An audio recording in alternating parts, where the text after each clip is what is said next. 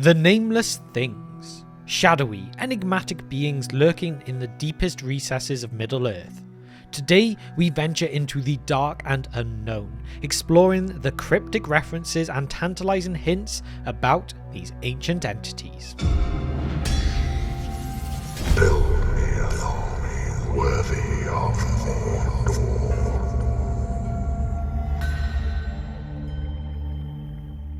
The concept of the unnamed things first emerges in the Two Towers, where Gandalf recounts his harrowing journey through the depths of Moria.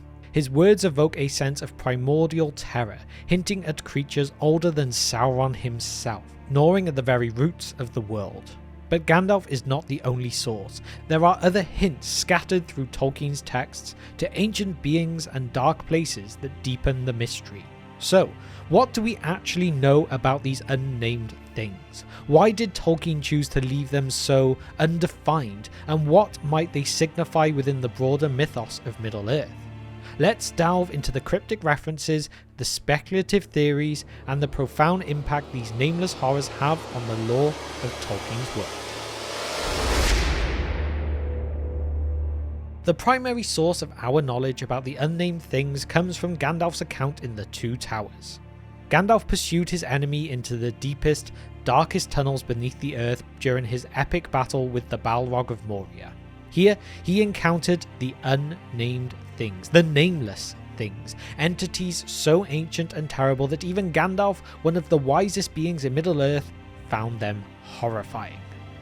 We fought far under the living earth, where time is not counted.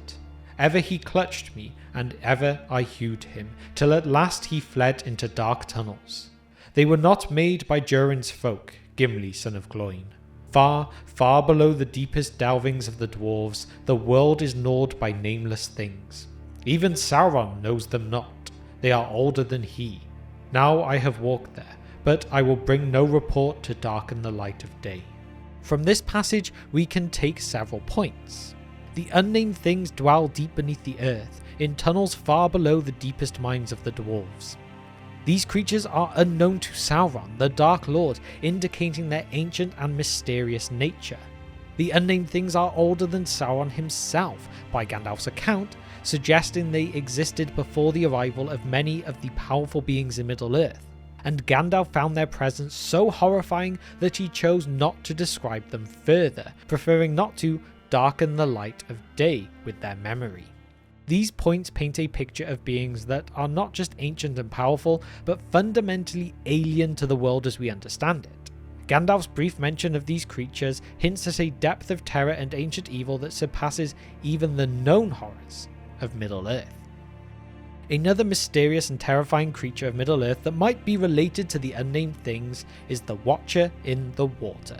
This beast lurked in a lake beneath the western walls of Moria and attacked the Fellowship of the Ring as they tried to enter the mines. The Watcher's origins are unknown and its full form is never revealed, but its presence adds another layer of mystery to the dark places of Middle-earth. As described, the Watcher in the Water had long, sinuous tentacles that were pale green and luminous with fingered ends. It demonstrated immense strength when it attacked the Fellowship, nearly dragging Frodo into the water before being driven off by the other members. There are in fact two noted historical encounters with this creature. In 2989 of the Third Age, an expedition led by Balin attempted to reclaim Moria. Their activity attracted the attention of orcs and the Watcher in the Water. In 2994, the dwarves tried to escape from the mines but were stopped by the Watcher, which took Oin, the same dwarf who was a member of Thorin Oakenshield's company. And then also, on January 13th, 3019 of the Third Age, the Watcher attacks the Fellowship of the Ring as they approach the west gate of Moria.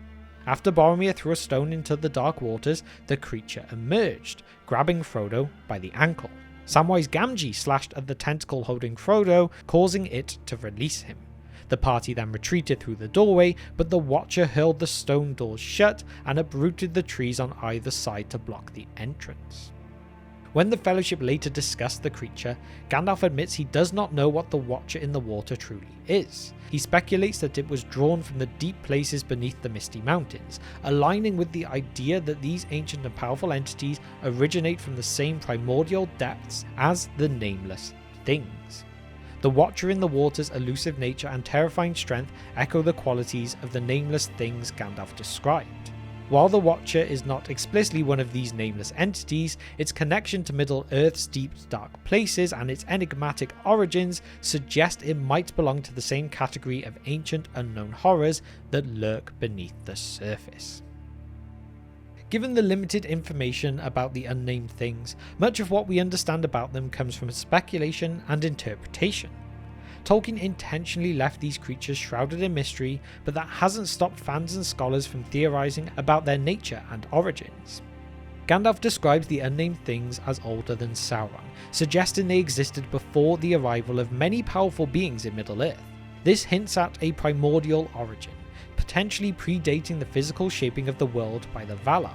They might be remnants of a time when the world was still forming, ancient entities that have always existed in the darkest, most hidden places of Arda. Some theories suggest that the unnamed things could be creations or corruptions of perhaps Melkor or Morgoth, the first Dark Lord. In the Silmarillion, we learn that Melkor delved deep into the earth, creating vast fortresses such as Utumno and Angband. In his quest to dominate and corrupt Arda, Melkor possibly brought these ancient horrors or twisted existing creatures into their current forms. However, it's also noted that Melkor did not consciously create these beings, indicating that their existence might be beyond even his understanding as well. Tolkien often drew inspiration from various mythologies. One possible influence for the unnamed things is the dragon Nidhogg from Norse mythology, who gnaws at the roots of the world tree, Yggdrasil. This parallel suggests that the unnamed things could be seen as embodiments of decay and corruption, ancient forces that undermine the foundations of the world. Similarly, Ungoliant, a primordial being of immense darkness who consumed the light of the two trees of Valinor, represents a cosmic, immoral evil that predates the more anthropomorphic evils of Melkor and Sauron. Her insatiable hunger and capacity for destruction echo the unseen Norrøn presence of the unnamed things deep beneath the earth. In The Hobbit, Gollum's abode in the Misty Mountains is described as having other creatures that live in the dark, deep places. This could imply that the unnamed things or similar entities might also inhabit these depths. Gollum's fear of the deeper places and his preference for staying closer to the surface could be a subtle nod to the presence of these ancient horrors. Ultimately, the most compelling aspect of the unnamed things is their inherent mystery. In a letter dated April 25, 1954, Tolkien wrote, "As a story, I think it is good that there should be a lot of things unexplained, especially if an explanation actually exists. And I have perhaps from this point of view erred in trying to explain too much and given too much past history. Many readers have, for instance, rather stuck at the Council of Elrond. And even in a mythical age, there must be some enigmas, as there always are. Tom Bombadil is one, intentionally. This philosophy underscores the purpose of the Nameless Things. By leaving these creatures undefined and unexplained, Tolkien adds a layer of depth and realism to Middle-earth.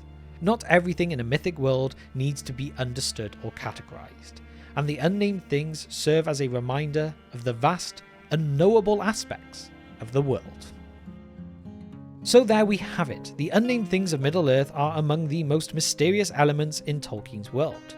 Their brief but impactful mentions leave much to the imagination, adding depth and a sense of ancient terror to the world of Middle-earth. From Gandalf's harrowing encounter deep beneath Moria to the terrifying Watcher in the water, these beings underscore the mystery and the unknown themes that permeate Tolkien's work. They remind us that Middle-earth is a place filled with ancient secrets, many of which lie hidden in the darkest corners, waiting to be discovered. By leaving certain elements unexplained, Tolkien creates a rich, immersive world that feels vast and alive. This sense of endless possibility and untold history keeps readers engaged and allows the legendarium to continue to inspire and captivate audiences. And I would also like to take a moment at the end of this video today to give you a quick update on The Guard, the short film that we are creating. Everything is going amazing. We have just shot block 2 and the rest of it should hopefully be shot soon too. As always, it is all the money from our Patreon that is funding this. In essence, it is a no budget production if you consider the large scale of film, but every pound that you give is a massive help to create an incredible story. I'm putting a couple of shots on screen now and some behind the scenes clips to kind of give you an idea of what's going on. So if you would like to help support it a little bit more to help push us over the line, then please check out our Patreon. Every little bit really helps. And with that, now it is time for my question of the day, which is, what do you think about the Nameless Things? Do you find their mystery intriguing, or do you wish Tolkien had provided more details about them? Let me know your thoughts and opinions on this in the comment section down below. And now it is time to give a massive thank you to our patrons who continue to support the channel. You are all amazing. And if you have reached the very end of this video with me today and you haven't subscribed to the channel, please consider doing so. It would massively help us out. And why not drop a like on the video as well? And with that, all I can say is, thank you for spending just some of your time with me today, and I will see you next time on The Broken Sword.